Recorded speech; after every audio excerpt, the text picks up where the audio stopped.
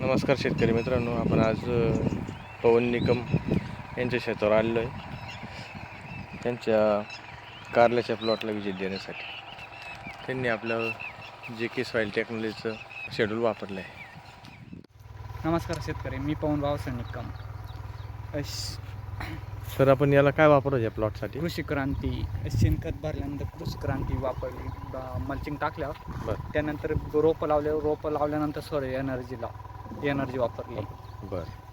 तिचं इतका फायदा आला की मुळी चांगली वाढ झाली बऱ्यापैकी आणि डेव्हलप झाड टपक्यान झालं.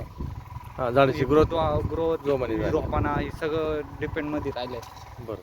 ग्रेनरी पाहू शकता तुम्ही, किती ग्रेनरी प्लॉटला आज पण 3 महिन्यात प्लॉट होऊन गेला आत्तापर्यंत, पण ग्रेनरी आहे तशीच पहिल्या सुरुवातीपासून जशी ग्रीनरी आहे तशीच. हो सर.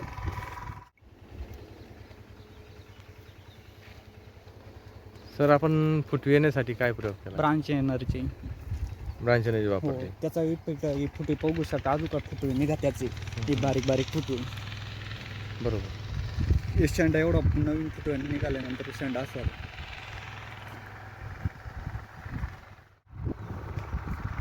सर, अजून काय स्प्रे केला याचा? मायक्रोन्यूटन म्हणून टॅबलेट सोडली, फवारा दिला.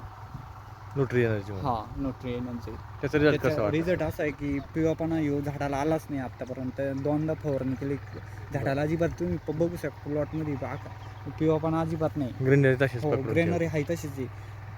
ट्रायमॅक्स बदलत आहे तरी पाऊस वारा काहीच इफेक्ट होत नाही त्यांना. बरोबर. अच्छा, असं म्हणजे पीक सचकता असल्यानंतर आपला हो. काही परिणाम होत नाही. हो, म्हणजे झाडाला जेवढं जसं लागत तसं झाड उचलीत आहे आज रोजी. बरोबर.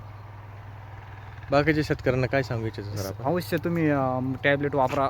एक प्लॉटला काळुखी म्हणून एक चांगला उपाय आहे. परत सिटिंगसाठी एक चांगला आहे त्याचा टॅबलेट. म्हणजे झाडं जी कमी ते झाडं उचलीत राहतं टॅबलेटमधून.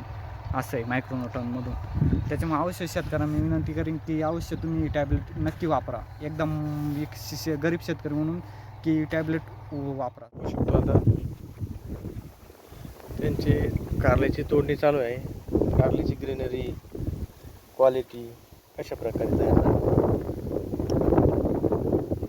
काटा वगैरे. आणि तुमचा मार्केटला काय भाव जातो सर? 500, 550, 600 पर्यंत. आणि बाकीच्या लोकांचे काय जातात? त्यांचे 400, 450, 500. म्हणजे जवळचा भावात फरक झाला. हो, म्हणजे तुमच्या क्वालिटीत फरक आहे. हो, कृषी क्रांतीमुळे आमचा अवश्य फायदा आलेला आहे. बरोबर.